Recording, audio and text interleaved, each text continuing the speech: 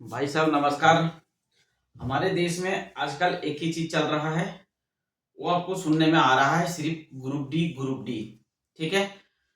हमारे देश में ग्रुप डी का एग्जाम होने वाला है। दुनिया मतलब भारत का सबसे ज्यादा फॉर्म फिलअप करने वाले जॉब है ये।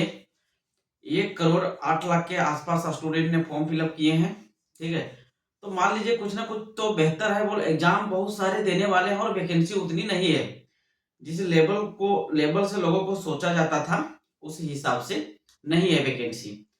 तो हमारे देश में 10 दिन का टाइम बचा हुआ था, एग्जाम होने वाले हैं। और हमारे देश में बताने चाहते हैं, दो तरह के स्टूडेंट आते हैं। दो तीन तरह के, लेकिन दो तरह के स्टूडेंट की मैं बात करूंगा। एक स्टूडेंट है जो दिन रात मेहनत करते हैं। ठीक है। खाना पीना हगना मुतना सब एकदम एनी टाइम वो रहेगा तैयारी में अपना। ठीक है। एनी टाइम एकदम चौबीसों घंटा इंटू 7। ठीक है। लगभग लगभग 7 दिन 24 घंटा कुछ ना कुछ वो सोचते हैं। अगर वो सो भी रहे हैं ना, तो जो दिन में पॉलिटिकल हिस्ट्री पढ़े हैं ना, वो रात में सोच सोच सो रहे हैं, क्वेश्चन को सोच रहे हैं वो। तो माइंड वहां भी सोच लीजिए तो पढ़ ही रहा है। 7 8 घंटे नींद छोड़ दीजिए, 2 घंटे खाना पीना छोड़ दीजिए, उसके बाद उसकी टाइम पूरी टाइम है सिर्फ पढ़ाई तो पढ़ाई। एक पहले कैटेगरी का स्टूडेंट हो गया।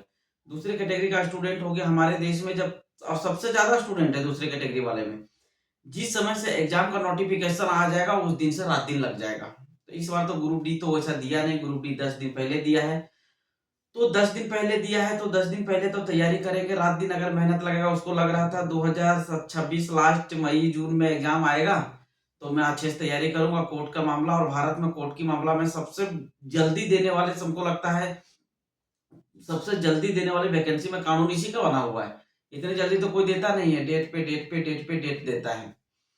तो हमारे देश की दशा स्टूडेंट की वैसा ही थी। जब ग्रुप डी का फॉर्म भरा जाता है तो लोग बोलते हैं, अरे यार तुम चपरासी कर रहे हो। समाज बोलते हैं चपरासी का फॉर्म भर रहे हो, चपरासी का नौकरी करोगे, झाड़ू मारना पड़ेगा तुमको।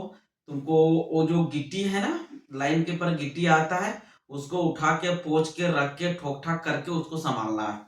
उसी का काम करना है आपको, और कुछ नहीं करना है। लोग ऐसे बोलते थे। और स्टेशन में झाड़ू लगाना है, बाथरूम साफ करना है। ठीक है। तो इस तरह के माहौल हमारे देश में चलता था। तो लगता था वो चपरासी का ही जॉब है। लेकिन चपरासी का जॉब निकला नहीं, वो बहुत बड़ी जॉब हो गई है। ठीक है। तो आप अपने समाज में आइए मत भाई साहब, समाज के चक्कर में मत पड़िए। समाज कुछ भी कहे, चपरासी है, ये है, वो है, सिर्फ आपको सोचना आप सरकारी नौकरी तैयारी कर, किसी भी तरह सरकारी नौकरी आप पकड़ ले। और चपरासी उपरासी नहीं सोचना है आपको। समाज उमाज नहीं देना है। ठीक है। समाज उमाज के बारे में ज्यादा मत सोचिए, अपनी तैयारी कीजिए। पहली दूसरी बात हो गया, और आखिरी बात आपको हम बताना चाहते हैं।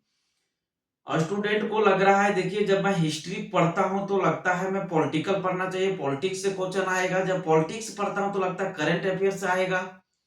और जब करंट अफेयर्स पढ़ता हूं तो लगता है मैथ से क्वेश्चन आ जाएगा। मैथ पढ़ता हूं लगता है रीजनिंग से क्वेश्चन आ जाएगा। और रीजनिंग पढ़ता हूं तो आखिरकार लगता है साइंस से आ जाएगा। जब भी पढ़ने बैठता हूँ तब भी उलझ जाता हूँ, आखिरकार कौन सा चालू किया जाए और क्या किया जाए और कैसे किया जाए। ठीक है।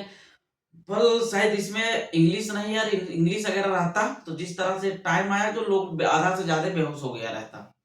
ठीक है। इस टाइप का इसका एग्जाम का टाइम आया है, समझ ही नहीं आ रहा है। और यूट्यूब पर मास्टर लोग डाले जा रहे हैं, 2 घंटे के मैराथन से तुम्हारा पॉलिटिक्स खत्म, 2 घंटे मैराथन से तुम्हारा मैथ खत्म, 2 घंटे तुम ये कर लो, एस्थेटिक्स कर लो, तुम्हारे वो पक्के खत्म हो जाएगा। ठीक है। पूरे सिलेक्शन में सिलेक्शन, ये चुतियापन के चक्कर में मत पड़ना भाई साहब। वो अपना कोर्स को, अपना व्यूज के बढ़ा रहे हैं और उससे पैसे कमा रहे हैं। आप जो पढ़े हैं ना, उसी को पढ़िए। मन को कांस्टेंट रखिए। ठीक है। चीजों को अच्छे से देखिए, देखिए क्या हो रहा है नहीं हो रहा है, कैसे पढ़ना चाहिए। और रिवीजन करते रहिए, और मॉक टेस्ट आप देते रहिए। ठीक है। ये नहीं सोचिएगा बोले एक मॉक टेस्ट में जाके मार के और फिर डायरेक्ट जाके उसमें हिट कर दूंगा और मेरी सिलेक्शन हो जाएगा। तो ये भाई साहब बहुत गलत तरीके हैं। अभी 8 10 दिन जो टाइम बचा है आपका, उसमें आप मॉक टेस्ट दीजिए। मॉक टेस्ट दीजिए, बार बार दीजिए, रिवीजन कीजिए उसको, और वही काफी है। और मैराथन वराथन के चक्कर में नहीं पड़िएगा, वरना सारी चीज इधर से उधर हो जाएगा, आपका नहीं सिलेक्शन होगा। ना तो जो समाज में बोला जाता था वो झाड़ू नौकरी और झाड़ू वाले नौकरी है, वो भी नौकरी तक आप नहीं पहुंच पाएंगे। वैकेंसी तो बहुत कम है। ठीक है। सीटें तो बहुत कम है, और लोगों ने भरे हैं फॉर्म, बहुत ज्यादा भरे हैं। इसको ज्यादा नहीं बोलते, बहुत ज्यादा। इसमें इस हिसाब से जिस तरह फॉर्म फिलअप हुआ उसके हिसाब से लगभग लगभग इसमें 1 1.5 लाख तक वैकेंसी होना चाहिए था, तब ठीक ठाक था। 25-30 हजार के वैकेंसी में क्या करोगे तुम? क्या हो पाएगा सिलेक्शन? ये मुश्किल है, ठीक है? तो मुश्किल नहीं है, आप तैयारी कीजिए और मॉक टेस्ट दीजिए, वही काफ़ी है। और इधर-उधर मत हटिए-उठिए, उधर मत जाइए, दुनिया का सबसे बड़े एग्ज़ाम होने वाला है। ये तो हमको लगता है आईएएस से भी बढ़ के आपके एग्ज़ाम होने वाले हैं इतने लोगों के बीच में। इतने लोगों के बीच में आपको निकल के सिलेक्शन लेना वो बहुत मजबूरी है। आईएएस के एग्ज़ाम में लाख, डेढ़ लाख, 2 लाख, 4 लाख, 5 लाख के आस-पास फॉर्म जाते हैं, उसमें ज़्यादा जाता नहीं। सीट भी रहता है 1000, 2000 के आस-पास सीट आ ही जाते हैं। तो वो ठीक है, लेकिन ये बहुत टफ हो गया। तो उसके लिए भाई साहब फिर से मैं वीडियो बनाऊँगा। धन्यवाद।